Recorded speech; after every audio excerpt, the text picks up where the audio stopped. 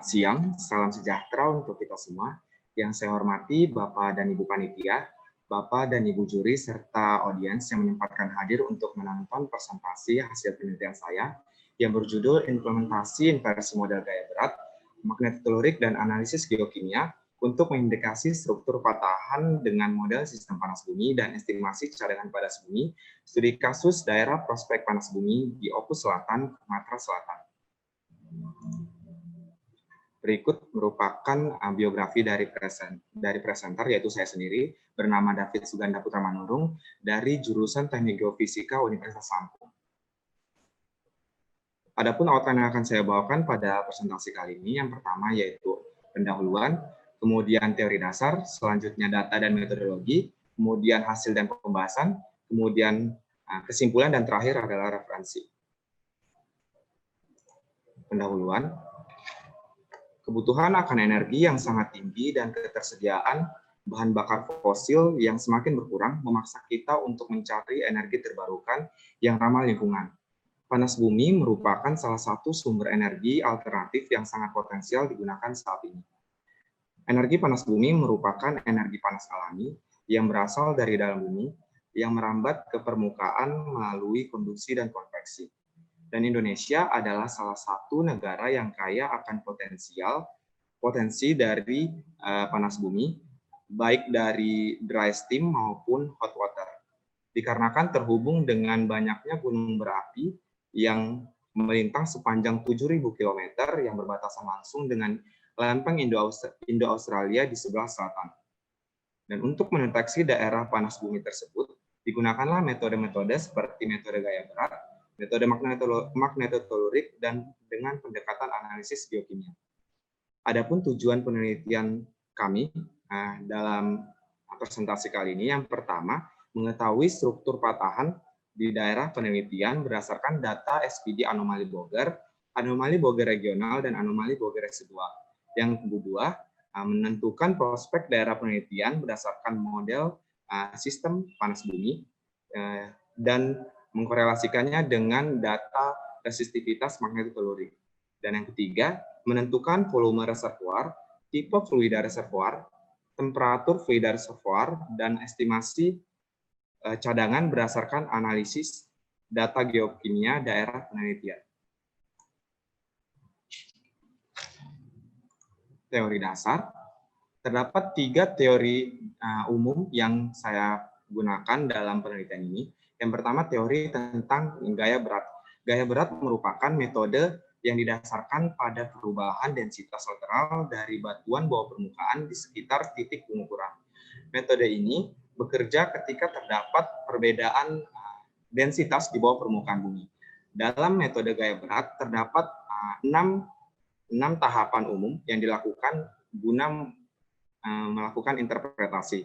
Yang pertama yaitu analisis spektrum, yang kedua adalah filtering moving average, kemudian anomali regional, selanjutnya anomali residual, selanjutnya second particle derivative, dan yang terakhir inverse modeling. Dan teori yang kedua yaitu teori magnetotelurik. Metode magnetotelurik melibatkan pengukuran fluktuasi medan listrik dan medan magnet alami yang digunakan untuk mengetahui nilai konduktivitas batuan di bawah permukaan bumi. Kemudian selanjutnya adalah analisis geokimia. Analisis ini berfungsi untuk menentukan karakteristik fluida pada sistem panas bumi, seperti temperatur reservoir, tipe fluida reservoir, dan daerah recharge. Data dan metodologi. Adapun penelitian ini menggunakan data sebagai berikut. Yang pertama adalah peta anomali Boger lengkap, selanjutnya peta geologi, data geokimia dan data magnetotelurik daerah Wais Labung, Kabupaten Opus Selatan, Provinsi Sumatera Selatan, dengan menggunakan beberapa software. Yang pertama Microsoft Office, Server 8, Global Mapper 12, Numeri, dan Graph 3D. Berikut metodologi penelitian. Pada slide presentasi dapat dilihat diagram alir penelitian yang saya bawakan, dimulai dari data sekunder yang saya dapatkan, yaitu peta anomali Boger, yang selanjutnya dilakukan proses analisis spektrum, dan kemudian dilakukan filtering moving average, dan dari filter moving average akan menghasilkan anomali regional dan anomali residual. Pada kedua anomali tersebut dilakukan proses second vertikal derivatif dan akan menghasilkan SPD regional dan SPD residual. Dan nantinya SPD residual akan dilanjutkan ke tahap proses analisis. Dari data anomali Boger sebelumnya dilakukan juga proses inversi modeling dan akan menghasilkan model 3 dimensi. Dari model 3 dimensi, data geokimia dan data magnetotelurik serta data SPD residual yang sebelumnya telah dilakukan proses, maka dilakukan proses analisis dan nantinya akan mendapatkan kesimpulan dan selanjutnya selesai. Hasilan pembahasan yang pertama anomali Boger, jumlah titik pengukuran sebanyak 290 titik ukur. Dapat dilihat pada peta gambar kedua dengan memiliki nilai anomali bervariasi dengan rentang 8 mg sampai 48 mg dengan anomali tinggi memiliki rentang sebesar 36 sampai 48 mg yang ditunjukkan dengan warna orange, warna kuning sampai orange dan berada di daerah barat laut sampai timur laut daerah Venetia. Kemudian analisis spektrum.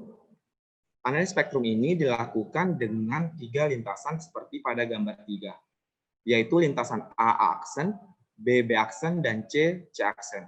Dan dari grafik analisis spektrum yang telah didapatkan, diperoleh bahwa rata-rata kedalaman anomali regional sebesar 2.328,6 meter dan rata-rata kedalaman residual sebesar 312 meter dapat dilihat pada tabel 1.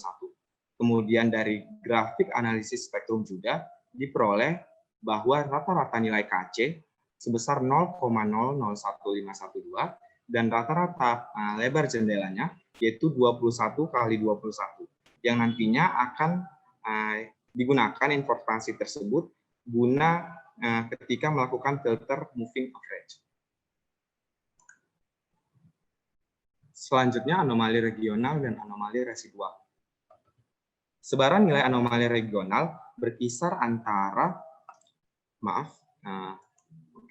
Selanjutnya anomali Boger regional dan anomali residual.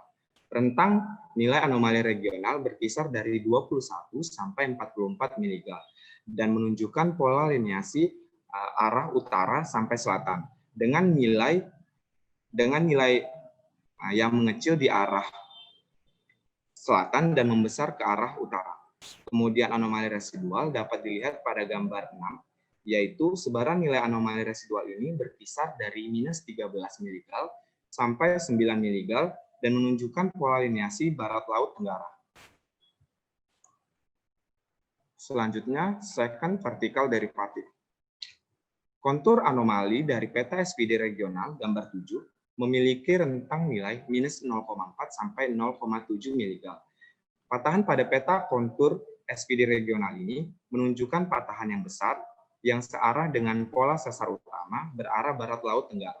Kemudian SPD residual, kontur anomali dari SPD residual berkisar antara minus 6,5 sampai 4,5 mg. Patahan pada peta SPD residual ini berarah barat laut tenggara dan barat daya timur. 3D inversi modeling. Hasil inversi dari anomali Boger pada gambar 10 dapat dilihat menunjukkan rentang nilai densitas sebesar 1,4 sampai 2,9 gram per cm kubik dengan kedalaman maksimal yaitu 5.989 meter di bawah permukaan laut. Analisis struktur patahan. Setelah didapatkannya model 3D inversi gaya berat, peta SPD residual yang sebelumnya dilakukan slicing A dan B. Slicing A melewati patahan 1, 2, dan 4, sedangkan slicing yang B akan melewati patahan yang ketiga. Dan dari hasil slicing tersebut didapatkan bahwa patahan 1 dan 4 merupakan patahan turun dan patahan 2 dan 4 patahan 2 dan 3 merupakan patahan naik. Selanjutnya analisis model sistem panas bumi. Gambar 13 menunjukkan gambaran sistem panas bumi pada daerah penelitian.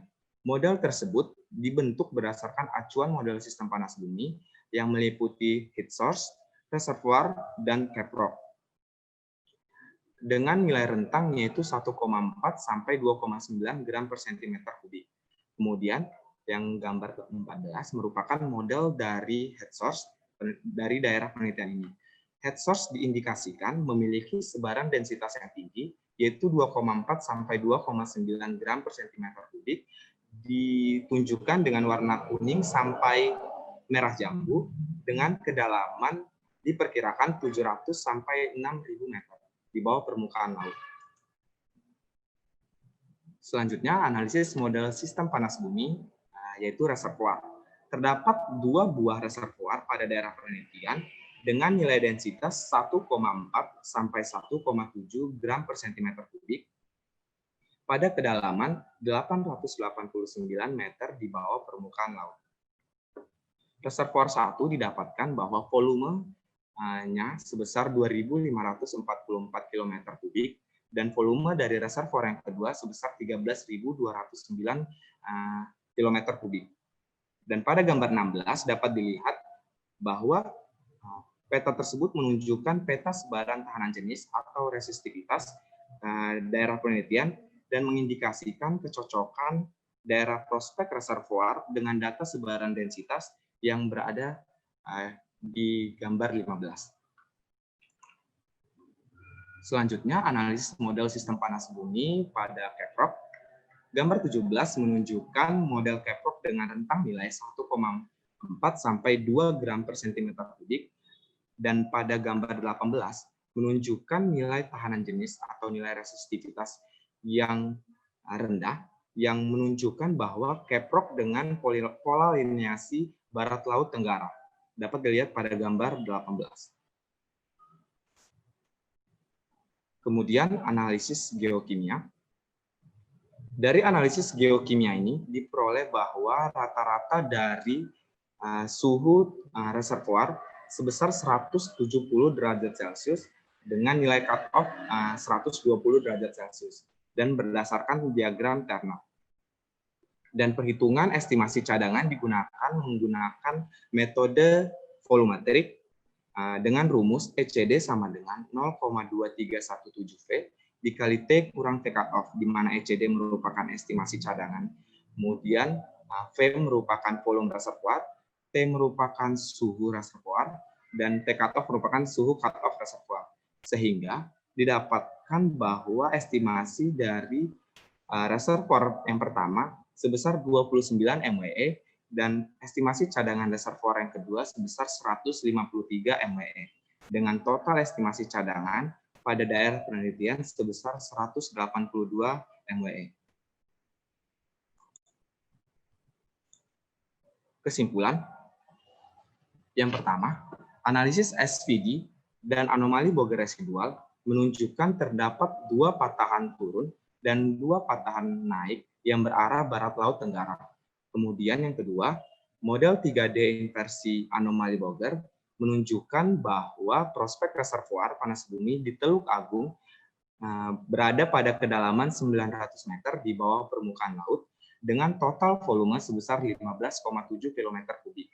Dan berdasarkan analisis sebaran densitas serta data magnetotelurik didapatkan bahwa caprock daerah penelitian memiliki nilai densitas kurang dari 2,5 gram per sentimeter kubik dan nilai resistivitas kurang dari 20 ohmmeter berupa alterasi vulkanik. Dan kesimpulan yang ketiga, berdasarkan hasil dari analisis geokimia fluida panas bumi, didapatkan tipe fluida panas bumi Y selabung 3, sungai damping dan arumantai berjenis bikarbonat, sedangkan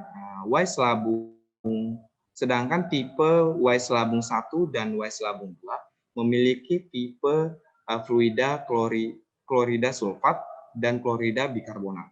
Kemudian kesimpulan yang terakhir, berdasarkan metode NaKMG dan metode silika, temperatur dari suhu daerah prospek Y selabung panas bumi sebesar 170 derajat Celcius dengan suhu cut-off-nya sebesar 120 derajat Celcius. Sehingga didapatkan estimasi cadangan reservoir yang pertama sebesar 29 MWE dan reservoir kedua sebesar 153 MWE. Sehingga didapatkan total potensi dari energi cadangan pada daerah penelitian sebesar 182 MWE. Berikut adalah referensi yang saya gunakan dalam penelitian ini, dapat dilihat pada slide presentasi. Dan terima kasih, saya kembalikan kepada panitia.